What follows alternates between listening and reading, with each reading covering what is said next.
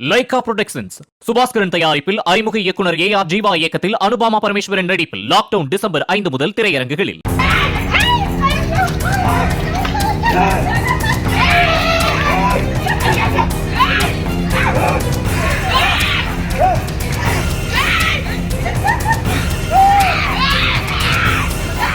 ஈரோடு மாவட்டம் தாளவாடி அருகே கொங்கல்லி கிராமத்தில் புகுந்து ஒற்றை காட்டு யானை மக்களை ஆக்ரோஷமாக துரத்தும் வீடியோ வெளியானது.